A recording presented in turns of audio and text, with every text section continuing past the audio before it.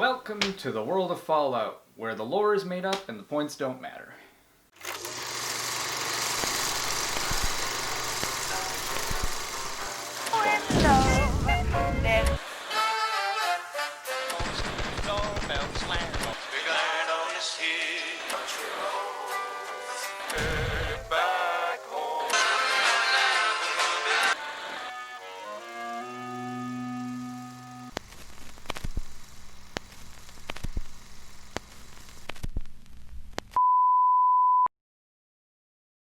Fallout's lore is pretty cool and basically boils down to what if the Cold War never ended. Basically, right after Hiroshima and Nagasaki were nuked, everyone went, wow, this nuclear energy is great. Let's use it for our toasters and also everything else. Soon will dawn the age of the toaster. And then suddenly, after 100 plus years, the world is running out of oil, China invades Alaska, America annexes and invades Canada to stop them, America invades China with the Hulkbuster army. Europe descends into madness, as per usual.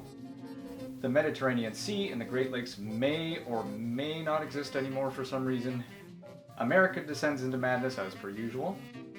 And a soft drink company called Nuka-Cola strikes a deal with the US military to create a Massachusetts-based theme park to promote their robots and sell their merchandise. Oh boy, Nuka-Cola. Okay, imagine if Coca-Cola decided to buy out Disneyland, Nuka World. I just think it's super cool. You know, being stuck inside right now, you can't really, you can go to Disneyland, but you shouldn't. So playing Nuka World is the equivalent of going to Disneyland right now, but with that twist of there being laser guns and robots everywhere. So it's like a near future Disney World, if you get my drift.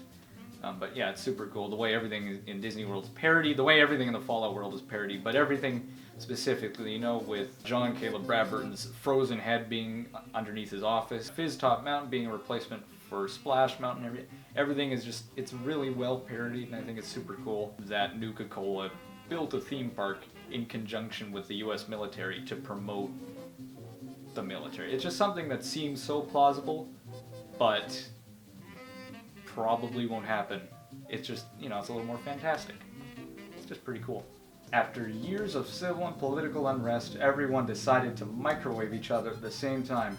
Only somebody turned the microwave to mutate for 200 years, because after the nukes dropped, there were a lot of undesirable things popping up left and right.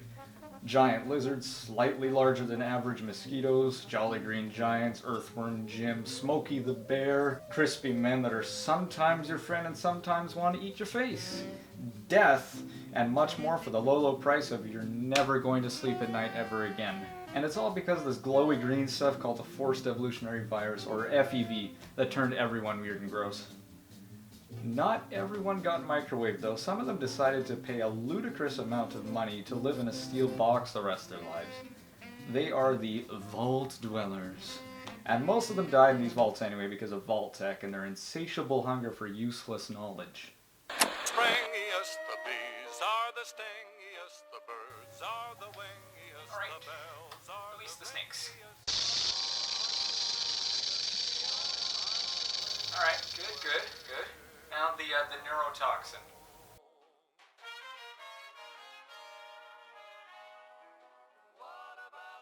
Yeah, while we're at it, release the Garys. Gary? Gary? What are we even doing this for? Gary. I have no idea. I haven't even touched on any of the weird and wacky groups to emerge from the nuclear ooze yet, and it would take way too long to do properly, so I'll do shorthand instead. Brotherhood of Steel, a bunch of tech geeks with an unhealthy hobby of stealing people's toasters for science. The Enclave. What if the Illuminati actually sucked at their job? Hello again, America the Magnificent. This is President now. The Institute. The nerdy, neat freak basement dwellers who apparently can invent teleportation after a global nuclear exchange, but can't invent anything to replace a CRT monitor. The Railroad. The group project where you do all the work and they take all the credit. Man, they'd be so dead if I hadn't found them by accident. The Minutemen, Boy Scouts who couldn't unlock a door to save their life. Preston's pretty cool though. The Legion, Roman Empire LARPers that take it way too seriously. Some of the slaves have been spreading stories about the Burned Man again. Hey, it's Spider-Man! Woo! You here to fight in the arena? Then you're talking to the right man. I'm here to talk to Spider-Man! The New California Republic, or the NCR.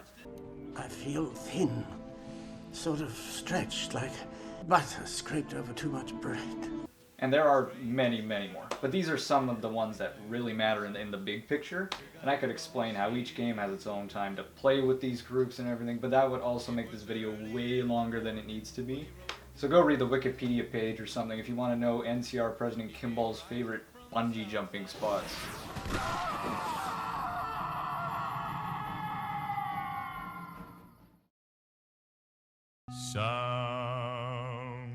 The Red Scare is a main driving factor of this world, and like with a lot of things here, all the real-life influences like advertising and entertainment are turned up to 11. Kids in school are taught to have constant vigilance against their neighbors, and to be wary of the Chinese population, and anti-Chinese propaganda can be found everywhere you look. Civil unrest is widespread across the country, what with the rise of robotics thanks to our dear friend and recluse Robert House. His company Robco created robots that quickly took over a lot of people's jobs, particularly in the mining industry. A similar reflection of our world today with companies like Amazon replacing retail jobs all over the world. Of course, Robbie the robot isn't going to take our jobs, and the communist threat is less, well, I guess that is still a pretty big threat right now. But the point stands. These games are an intriguing look at the attitudes of the previous century, and even some issues today, like racism and blind patriotism. Sometimes, it feels like everyone's out to get each other. And with all these issues, people can get a bit angry sometimes. But, is the nature of man to be angry and feral? That is the big philosophical question. Because apparently all it takes for people to start regularly eating each other is 200 years of constant radiation exposure. Who knew?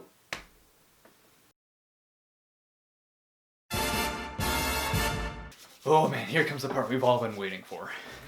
Where do I start with this one? Oh boy. Taking influences from old sci-fi and monster movies, the Fallout world is like Mystery Science Theater 3000 with laser guns. It may sound like a weird comparison, but it makes sense the more you think about it. Virtually every single thing in the Fallout world takes its inspiration from a mid-century vision of the future. Retro-futuristic cities, robots, and nuclear power running rampant and turning everyone into mindless zombies. Most everything is sleek and shiny. And since everything runs on a nuclear reactor, also large and impractical. The post-apocalypse has its own personality as well, with B-movie monsters roaming all over the place. Huge hulking monuments from the old world, and bands of raiders dotting the landscape, literally just stolen from Mad Max. Like, they all look exactly like them. I'm surprised they haven't been sued yet. The music is another part of this world that's very intriguing, due to the fact that in the Fallout universe, the Cold War attitudes and culture never ended. So did the music as well. The only tunes found in these games range from the 1930s to early 70s, not counting all the metal played in the Brotherhood of Steel game released in 2004. The earliest song included in any game is Country Roads by John Denver, which was released in 1971 and played in Fallout 76. All of Fallout's music is jazzy, big band, and country kind of music. Strangely enough, there are very few songs played on the various radio stations, besides the ones that are in our world from that time period. So, did everyone just stop making music in the year 1971 or what? Which also gets me thinking, what would a Fallout game in the year 1999 look like?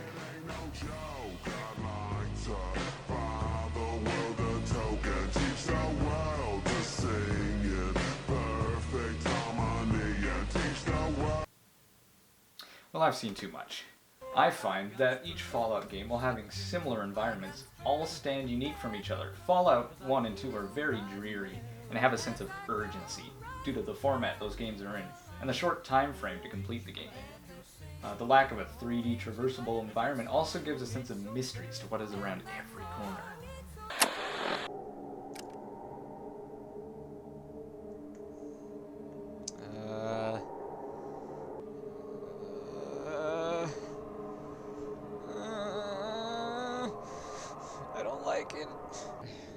strength. Yeah. Yeah, okay. Yeah, sit done. Okay. I see ants. Yeah! Yeah, get it! Ugh. Yeah, look at me go. Can't run, but... Oh, oh, he's fast. I cannot believe Microsoft paid $7.2 billion for this. I see nothing out of the ordinary. You're wrong. I see some shirtless guy beating up bugs in a dungeon. It appears to be... Okay. I'm going to die of old age. I'm going to stop before I get ahead of myself. 10 out of 10. Best writing, best acting, best everything. Good night. Fallout 3 was the first 3D first-person game, and therefore got a chance to carve out its own path. While a straightforward and more linear game than the previous ones, I think the story is what makes it really special. Searching Washington, D.C. for your father, Liam Neeson, and the themes of the game really stand out to me. Question 10. Who is indisputably the most important person in Vault 101? He who shelters us from the harshness of the atomic wasteland, and to whom we owe everything we have, including our lives. Well, this just doesn't seem fair. New Vegas had the original creators of Fallout working on it, and well, I don't need to say a whole lot about it for obvious reasons if you've ever played it at all. While not accessible to a larger audience, all the factions, the story, open world, and the jingle jangle jingle come together to create a once-in-a-lifetime game and experience. And you get to kill Matthew Perry. You're a class act, baby. Not to say I'm gonna make it easy for you. New Vegas, the only game where you can fight Matthew Perry to the death. Big Mountain. Single-handedly the funniest thing I've ever played through. See, basically you start off, all your internal organs are stolen by these robots, and you basically have to go on a bunch of quests to get them back. All while trying not to be killed by a bunch of laser scorpions run by a mad scientist. And the beginning here, it's so funny.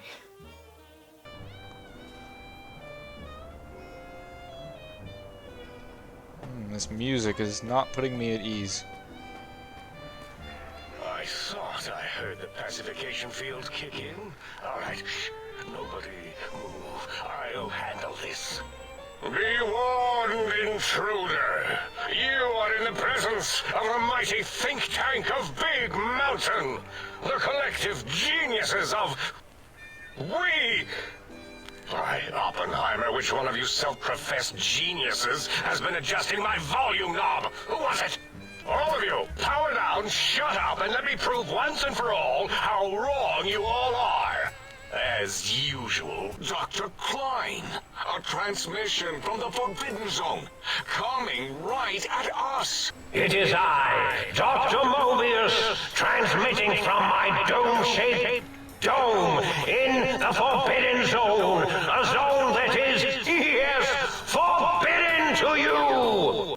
Fallout 4 is a bit more lighthearted, and the combat does not suck anymore, thankfully, compared to the older games. While less of a traditional RPG, exploring every corner of this world is super entertaining. And it has Nuka World, which is an automatic win, of course, in my books. And in Fallout 76, you get to play and explore with people finally after all these years, allowing for groups to go out and conquer the wasteland themselves. Yeah, I wish I had more of a script to this, but yeah, I just wanted to make a video on how cool Fallout is. I could go on for maybe another hour, but I mean, nobody wants to see that, right? Yeah.